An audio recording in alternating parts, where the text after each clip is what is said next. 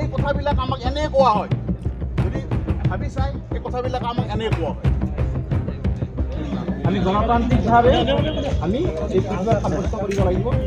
तामुलपुराव गोजाम पेन्सन बेबस्था अपिएसखौ गोदानै लाबोफिननो दाबि खालामदों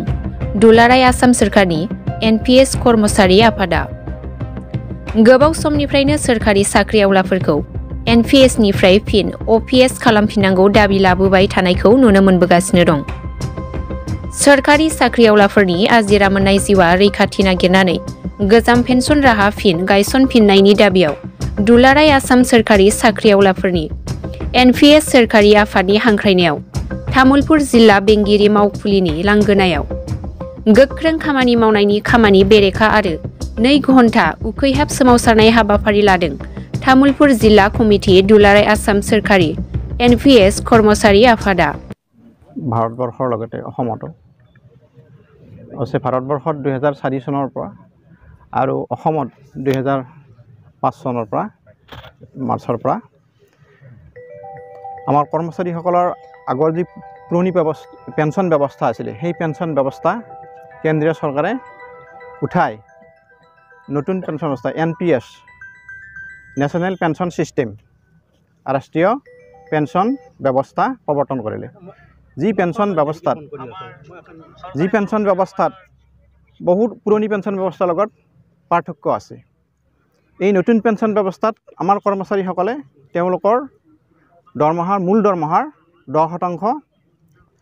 ইনভেষ্ট কৰিব লাগে আৰু চৰকাৰে বৰ্তমানলৈকে অসম চৰকাৰে ৰাজ্য চৰকাৰে 14% দিয়ে আৰু সেই যি আমাৰ চাকৰি জীৱনত অৱসৰৰ আগলৈকে যিখিনি জমা হয় সেই জমাখিনি চৰকাৰে পিএফআৰডি এটা সংস্থাৰ মানে তাত থৈ তেওঁলোকে যি লভ্যাংশ হয় সেই লভ্যাংশৰ কিছু অংশ আমাৰ কৰ্মচাৰীসকলক পেঞ্চন হিচাপে প্ৰদান কৰে যেটো হেতু পেঞ্চন নহয় হেতু কৰ্মচাৰীৰ বৰঙণিৰ যেটো লভ্যাংশ আমি সঞ্চয় হিচাপে থোৱা তাৰ বৰঙণিৰ লভ্যাংশ কিন্তু পুৰণি পেঞ্চন ব্যৱস্থাত এইটো সম্পূৰ্ণ কৰ্মচাৰীজনে শেষৰ মাহৰ দৰমহাৰ 50% তেওঁলোকে পেঞ্চন হিচাপে পায় য'ত তেওঁলোকে বৰঙণি থবলগীয়া নহয় বৰঙণি ইনভেষ্ট কৰিব লগা নহয় আৰু সেইটো পুৰণি পেঞ্চন ব্যৱস্থাত আছিল কি যে কৰ্মচাৰীজনে গোটেই জীৱনটো জীয়াই থকালৈকে তেওঁ সেই 50% পেঞ্চন পাব আৰু তাৰ পিছত তেওঁ যেতিয়া ঢুকাব তেওঁৰ হয়তো পত্নী থাকিলে সেইটো ফেমিলি পেঞ্চন হিচাপে হয় আকৌ পত্নী যেতিয়া ঢুকাব তেতিয়া হয়তো তেওঁৰ যদি 18 বছৰৰ তলৰ ল'ৰা ছোৱালী থাকে সেইটো তেওঁলোকলৈকে সেইটো মানে ট্ৰান্সফাৰ হৈ তেনেধৰণে পেঞ্চন পাইছিল কিন্তু এই নতুন পেঞ্চন ব্যৱস্থাটোত আমাৰ কৰ্মচাৰীসকলে যিখিনি ইনভেষ্ট কৰে 10% মূল দৰমহাৰ বেছিক পে তাৰ লগত চৰকাৰে যি 14% দিয়ে সেইখিনিৰ তেওঁলোকে কৰ্মচাৰীজনে অৱসৰ হোৱাৰ সময়ত 60% প্ৰদান কৰে আৰু 40% চৰকাৰে ৰাখি সেইখিনি তেওঁলোকে বিভিন্ন কোম্পানীক হটুৱাই ফেলে তাৰ লভ্যাংশ এটা অংশহে কৰ্মচাৰীক প্ৰদান কৰে যাৰ ফলত বৰ্তমানৰ এজন মানে অধ্যক্ষই কলেজ অধ্যক্ষই যি 2 লাখ টকা তেওঁ দৰমহা পায় 2 লাখ টকা দৰমহা পোৱা এজন হেৰিয়ে আমাৰ 26,000 টকা পেঞ্চন পায় এনপিএছৰ কিন্তু যদিহে এজন ওপিএছৰ কৰ্মচাৰী তেওঁ 1 লাখ টকা পালেহেঁতেন গতিকে এই ইমান এটা পাৰ্থক্যৰ ফলত আমাৰ অৱসৰী জীৱনত কৰ্মচাৰীসকলে তেওঁলোকৰ বাৰ্ধক্য জীৱনত যি অৱস্থাত তেওঁ ডেকা অৱস্থাত চৰকাৰক ক্ষমা দিলে মানে ৰাজ্যক দেশক ক্ষমা আগবঢ়ালে তেওঁ হেতু পৰিয়াল চলিবৰ কাৰণে আনকি নিজৰ মানে ঔষধ কিনিবৰ কাৰণে নিজে একাপ মানে বাহিৰত ওলাই গৈ চাহ খোৱাৰ কাৰণে মাহিলীত সেইখিনি পেঞ্চন হিচাপে ক'ব নোৱাৰি আৰু আমাৰ সাধাৰণ কৰ্মচাৰী এজনৰ এতিয়া যে 50-60,000 টকা দৰমহাৰ পায় যিখিনি হেৰি হৈছে অৱসৰ লৈছে সেই কৰ্মচাৰী এজনৰ 2000 খুব বেছি 2000 টকা পেঞ্চন হিচাপে পাই আছে এনপিএছ যেটোক আমি পেঞ্চন বুলি কওঁ সেইটো নো পেঞ্চন বুলি কওঁ আমি নো পেঞ্চন বুলি আমি ধৰিব পাৰোঁ এনপিএছ নো পেঞ্চন সিস্টেম না আমি গণতান্ত্ৰিকভাৱে আমি যেটো গণতান্ত্ৰিক দেশৰ নাগৰিক আমি চৰকাৰৰ গণতান্ত্ৰিক পদ্ধতিত আমি চৰকাৰৰ বা আমি কৰ্মচাৰী গতিকে আমি চৰকাৰক কানুনৈ বিনয় কৰি আছো এতিয়া চৰকাৰে কিন্তু সেই আকৰগোজ স্থিতিত আছে তেওঁলোকে এই ব্যৱস্থাটো পদ্ধতি সলনি কৰিব বিচৰা নাই এটো অকল কৰ্মচাৰীসকলৰে নহয় NPS কৰ্মচাৰীসকলেই এই OPSৰ পুনৰুজ্জীৱন পেঞ্চন ব্যৱস্থাটো সেইটো দাবী কৰা নহয়, গোটেই সমাজখনৰ কাৰণে কৈছে। আজি হয়তো কোনোবাই ভাবিছে যে NPS কৰ্মচাৰীসকলে সাধাৰণ জনতা হয়তো ভাবিব পাৰে আমি হয়তো তেওঁলোকক প্ৰতিয়ামান নেওয়া হয়তো পৰা নাই, এতিয়া হয়তো জানিবলৈ তেওঁলোকে জানি আছে যে সেই পেঞ্চন ব্যৱস্থাটো এতিয়া কৰ্মচাৰী অৱসৰ হোৱাৰ পিছত অৱসৰৰ পিছত আমি গোটেই এখন পৰিয়াল চলিব লাগিব। সেই পৰিয়ালত আমাৰ ফেমিলি আছে, পত্নী থাকিব, ল'ৰা ছোৱালী থাকিব। গতিকে আমি এই বৰ্তমানৰ যিখিনি NPS কৰ্মচাৰী আছে তেওঁ যদি অৱসৰ হৈ যায় তেওঁৰ হয়তো ভৱিষ্যতৰ যিবিলাক চৰকাৰী চাকৰিত মকৰল হ'ব, চৰকাৰী সেৱাত মকৰল হ'ব, তেওঁলোকেও সেই পেঞ্চন ব্যৱস্থাটোতে আহিব। গতিকে এইটো ভৱিষ্যতৰ প্ৰজন্মৰ কাৰণে আমি বাট মুকলি কৰাৰ কাৰণে কল্যাণকামী দেশ এখনৰ চৰকাৰে যিটো জনসাধাৰণৰ কল্যাণৰ কাৰণে কৰে, গতিকে কৰ্মচাৰীসকলেও জনসাধাৰণ বা কৰ্মচাৰীৰ পৰিয়ালটো জনসাধাৰণ বা ভৱিষ্যতে যিখিনি আমাৰ এই চাকৰিত মকৰল হ'ব তেওঁলোকেও জনসাধাৰণ, এতিয়া জনসাধাৰণ হৈছে তাৰপিছত চাকৰিয়াল হ'ব। গতিকে কল্যাণকামী চৰকাৰ এখনে এই NPS কৰ্মীসকলক OPSৰ ব্যৱস্থাত আনিলে গোটেই সকলোবিলাক উপকৃত হ'ব। গতিকে সেই ব্যৱস্থাৰ কাৰণে আমি গণতান্ত্ৰিক পদ্ধতিৰে সাধাৰণ বিনিময় কৰি আছোঁ।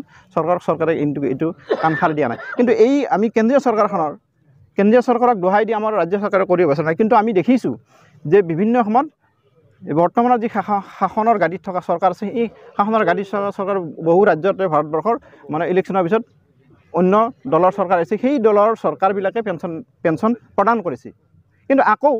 আমি অলপতে আমাৰ যি 5খন ৰাজ্যত ভাৰতবৰ্ষৰ মানে ছত্তীশগড়, আমাৰ ৰাজস্থান এইবিলাক মানে ৰাজ্যত আকৌ বৰ্তমানৰ BJP চৰকাৰ মানে হৈছে, চৰকাৰ গঠন কৰিছে। তেওঁলোকে তেনেকৈ এইটো খুব দুখ লগা কথা, তেওঁলোকে আকৌ সেই কংগ্ৰেছ চৰকাৰে দিয়া সেই পেঞ্চন ব্যৱস্থাটো আকৌ ৰিভাৰ্চ কৰিব বিচাৰিছে, ওলোটাই নিব বিচাৰিছে। গতিকে ইয়াতকৈ আত্মঘাতী কিবা চৰকাৰ এখনে মানে কৰ্মচাৰীসকলক আৰু কিমান যন্ত্ৰণা দিব, তেওঁলোকে কিমান আৰু মানে ঠগিব। গতিকে এইটো কিমান এই ব্যৱস্থাটো কিমান সমীচীন হৈছে, এটা দলৰ চৰকাৰে দিছিলে আকৌ তেওঁলোকে আকৌ ৰিভাৰ্চ কৰি আকৌ ওলোটাই নিব বিচাৰিছে। গতিকে এই চৰকাৰক আমি সুমতি প্ৰদান কৰক, হয়তো ঈশ্বৰেও প্ৰদান কৰক, আৰু জনসাধাৰণৰ যদিহে তেওঁলোকে কল্যাণৰ কাম কৰা বুলি ক'ব বিচাৰে, গতিকে আমাক কৰি দেখুৱাওক, আমি সেইটোৱে বিচাৰিছোঁ। যদি পূৰণ নহয় এইটো আমি আন্দোলন যেতিয়ালৈকে আমাৰ নহয়, এই দাবী পূৰণ নহয়, চৰকাৰে যেতিয়ালৈকে আমি পুৰণি পেঞ্চন ব্যৱস্থাৰ আওতালৈ নানে, তেতিয়ালৈকে আমি এই গণতান্ত্ৰিক সংগ্ৰাম আমি চলাই যাম। আৰু প্ৰয়োজন হ'লে আমি হয়তো বিকল্প ব্যৱস্থাটো চিন্তা কৰিব লগা হ'ব পাৰে। কাৰণ যিটো দলৰ চৰকাৰে আমাক হয়তো মানে কৰ্মচাৰীসকলক কল্যাণৰ কাৰণে চিন্তা নকৰে, গতিকে আমিও হয়তো তেনেধৰণৰ কৰ্মচাৰীসকলে সময় যদি আহে উপযুক্ত সময়, সেইটো আমি বিকল্প ব্যৱস্থাৰ কাৰণে চৰকাৰৰ পৰিৱৰ্তনৰ কাৰণে আমি চিন্তা চৰ্চা হয়তো কৰিব লগা হ'ব পাৰে। जोंनि मानगोनां दिनै बेवहाय जुथुमनाय गासै जोंनि NPSनि जोंनि जा साख्रिआवला सुबुं, लोगोसे दिनै बेवहाय नुजाफैनाय साংबादिक बायदिसिना लोगो नोंथांमोन, जे दिनै जोङो बेवहाय जुथुमनायनि गुदि थांखिया जाबाय बेनो जे सरकारा जा बैखम्य बिथांमोना जोंखौ जा खालामदों, NPS 2004 जा NPS जा खालामनानै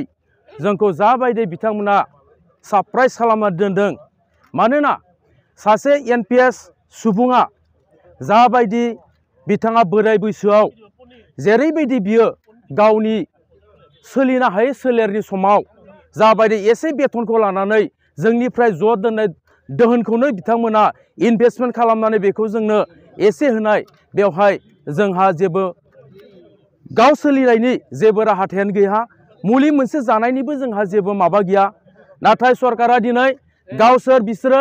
MLA MP जाहैनानै सासे MLA बियो गावनि बिसायख'थियाव बियो आजिरा लाखांनायनि उनावब्लाबो बियो पेन्सन मोनो, लोगोसे बिनि उनाव बिथाङा MP जायोब्लाबो बेवहाय पेन्सन मोनो। सासे मानसि MLAबो पेन्सन मोनो, MPबो पेन्सन मोनो, बायदिसिना बिथांमोना गोबां हिउज पेन्सन लानानै बिसोरो जाबायदि बैखम्य खालामदों, जाबायदि राजतन्त्र बिथांमोना सोलिदों, बिनि हेंथायैनो जोङो दिनै बेवहाय जोंखौ जाबायदि नेवसिनाय बेखौ लानानै जोङो दिनै बेवहाय बेबायदि धर्मघट खालामदों। दिनैनि बेबायदि जोंखौ जाबायदि बैखम्य खालामनाय, जोंखौ जाबायदि बिथांमोना मोहेर मेगनजों नायनाय होननानै बुङोब्लाबो गोरोन्थि गैया। बेबायदि खोथानि थाखाय जाहाथे जोंनि बोराय बैसोआव जोङो एसे जोंनि 50% जोंनि दरमानिफ्राय बेखौ लानानै जोङो सोलिनाय गोदोनि बायदि बे नेमखान्थिखौनो फिन बाहाल खालामनांगौ बेनि थाखायनो जों बेवहाय दिनै जथुमदों बेखिनियानो मेन खोथाया जाहैबाय बेनो गोबांबार नोंथांमोनखौ दाबि खालामबोबाय थानाय नुदों दासिमबो साक्सेस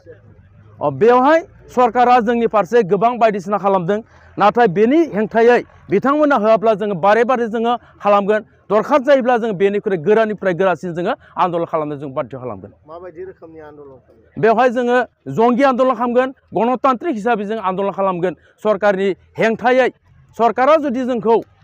माबा खालामब्ला बिसोरनि हेंथायै जोङो आन्दोलन खालामबाय थागोन आरो नेक्स्ट बिसायखथियाव जाय सरकारा जोंनि फारसे जोंखौ होगोन होननानै लायगोन बे सरकारजोंनो जों बेवहाय आखाइ फोलावनायनिबो बाध्य जानोबो हागौ बेखिनियानो खोथाया কিহৰ কাৰণে প্ৰতিবাদ কৰিছে আপোনালোকে যে আমাৰ 2005 চনৰে আৰু কেন্দ্ৰীয় চৰকাৰে 2004 চনতে যি নেশ্যনেল পেঞ্চন ছিষ্টেমৰ ব্যৱস্থা কৰিছে আমাৰ চৰকাৰী কৰ্মচাৰীসকলৰ এয়া আচলতে প্ৰকৃততে কৰ্মচাৰীসকলে বুজি পাইছে যে ই আচলতে পেঞ্চন ব্যৱস্থাৰ ভিতৰত মুঠেই নপৰে কাৰণ আজি আমাৰ যিসকল ইতিমধ্যে অৱসৰ গ্ৰহণ কৰিছে তেখেতসকলৰ যিখিনি আমি ব্যৱস্থাত জানিব পাৰিছোঁ 10 বছৰ নোহোৱাখিনিৰ অৱস্থাটো বেছি বেয়াই কিন্তু এনেকুৱা ব্যক্তিকো বা আমি পাইছোঁ য'ত কলেজত প্ৰবক্তা একোজনে বা আমাৰ 2 লাখ টকাৰ দৰমহা পোৱা মাহে 2 লাখ টকা দৰমহা পোৱা মানুহ এজনে আহি এতিয়া খুব বেছি 25 বা 24,000 টকাহে মাহে পেঞ্চন পাইছে আৰু আমাৰ তাতকৈ 2 লাখ টকা দৰমহা পোৱা আমাৰ অসমৰ কেইখন শিক্ষানুষ্ঠান বা কেইখন অফিচাৰ আছে গতিকে আমাৰ 2 লাখ বা 1 লাখ পৰ্যন্তলৈকে আমাৰ শিক্ষক কৰ্মচাৰীসকলৰ দৰমহা পোৱা সম্ভৱ নহয় গতিকে 2 লাখ দৰমহা পোৱা মানুহ এজনে যেতিয়া আজি 25 বা 26,000 টকা পেঞ্চন হিচাপে পাব গৈছে গতিকে 50-60,000 টকা দৰমহা পোৱা মানুহ এজনে খুব বেছি কিমান পাব খুব বেছি 3,500 টকা দৰমহা পাব কি পেঞ্চন হিচাপে পাব কিন্তু আজিৰ ব্যৱস্থাত 3,500 টকাৰে এটা পৰিয়াল আগবঢ়াই নিয়া আৰু সেই ব্যক্তিজনৰ বাৰ্ধক্য অৱস্থাত তেওঁৰ মানে চিকিৎসাৰ যিখিনি ব্যয় তেনেধৰণৰ ক্ষেত্ৰত যথেষ্ট অসুবিধাৰ সন্মুখীন ইতিমধ্যে হৈছে ইতিমধ্যে অৱসৰ গ্ৰহণ কৰা কিছু ব্যক্তিয়ে আমাৰ ই ৰিক্সা পৰ্যন্ত চলাবলৈ মানে বাধ্য হৈছে আনকি কিছু শিক্ষকে তেওঁলোকৰ অৱসৰ গ্ৰহণৰ পিছত আচলতে তেওঁলোকে সময় অতিবাহিত কৰাৰ বাবে নহয় পৰিয়াল আৰু নিজক চলোৱাৰ বাবে কিছু প্ৰাইভেট শিক্ষানুষ্ঠানত আত্মনিয়োগ কৰিব লগা হৈছে আচলতে চৰকাৰে এই কল্যাণকামী ৰাষ্ট্ৰ হিচাপে তেখেতসকলে আচলতে এই ব্যৱস্থাটোৰ প্ৰতি আমি বাৰে বাৰে অনুৰোধ জনাই আছোঁ ইতিমধ্যে আমাৰ 23 চনৰ 10 ফেব্ৰুৱাৰীটো আমি এনেকৈ অৱস্থান ধৰ্মঘাট কাৰ্যসূচী লৈছিলোঁ তাৰপিছত আমাৰ ৰাজ্যিক সমিতিৰ লগত এলানি আলোচনা হৈছিল তাৰপিছতো কিন্তু বিশেষ সঁহাৰি নোপোৱাৰ বাবে আমি এনেকুৱাকৈ কাৰ্যসূচী আগবঢ়াই লৈ যাব গৈছোঁ এইবাৰৰ কাৰ্যসূচী হিচাপে আমি আজিৰ পৰা আমাৰ 30 তাৰিখলৈকে 31 জানুৱাৰীলৈকে কাৰ্যসূচী চলি থাকিব এই 31 জানুৱাৰীত আমাৰ ৰাজ্যিক সমিতিয়ে ইতিমধ্যে ঘোষণা কৰিছে আমাৰ গুৱাহাটীত এখন বিশাল গণসমাৱেশ আয়োজন কৰিছে এই মাধ্যমৰ জৰিয়তে আমি আচলতে চৰকাৰক এই ব্যৱস্থাটো পুনৰ বিবেচনা কৰি মানে ৰাইজৰ সুবিধা হোৱাকৈ অৰ্থাৎ 60 বছৰৰ পিছত যাতে আমাৰ অৱসৰী জীৱনৰ মানুহখিনিৰ আৰ্থিক বা সামাজিক নিৰাপত্তা এটা প্ৰদান কৰে সেই ব্যৱস্থাটোৰ বাবে আমি চৰকাৰক বাৰে বাৰে অনুৰোধ কৰি আহিছোঁ কিন্তু আমি হয়তো ৰাজ্যিক সমিতিয়ে ইতিমধ্যে এনেধৰণৰ চিন্তা চৰ্চা কৰাও আমি গম পাইছোঁ যে যি ৰাজনৈতিক দলে এই ব্যৱস্থাটোৰ প্ৰতি আমাৰ গুৰুত্ব প্ৰদান কৰি আমাৰ NPS ব্যৱস্থা বাতিল কৰি UPS ব্যৱস্থালৈকে প্ৰৱৰ্তনৰ বাবে আগবাঢ়িব বিচাৰে তেনে ৰাজনৈতিক দল বা সংগঠনে আগবাঢ়ি আহিলে আমাৰ মানে কৰ্মচাৰী পৰিষদে বা কৰ্মচাৰী আমাৰ সমাজে তেওঁলোকৰ পৰিয়াল বা তেওঁলোকৰ শুভাকাংক্ষীবিলাকে সেই ৰাজনৈতিক দললৈকে আমি হয়তো তেওঁলোকক ভৱিষ্যতৰ বাবে ক্ষমতাৰ বাবে আমাৰ মানে ভোট প্ৰদান কৰিবলৈ আমাৰ সিদ্ধান্ত গ্ৰহণ কৰাৰ বাবে চেষ্টাত আছে যদি এই সময়খিনিৰ ভিতৰত আকৌ ব্যৱস্থা তেনেকুৱা নকৰে গতিকে সেই ব্যৱস্থাটো ল'বলৈ বাধ্য হ'ব কাৰণ ইতিমধ্যে এইটোও জানে যে আমাৰ 5 বছৰৰ কাৰণে শাসনত অহা আমাৰ যিবিলাক মন্ত্ৰী বিধায়ক থাকে তেওঁলোকে যথেষ্টখিনি মানে দৰমহা পায় বা খুব কম সময়ৰ ভিতৰতে কিমান বেছি চহকী হয় কিন্তু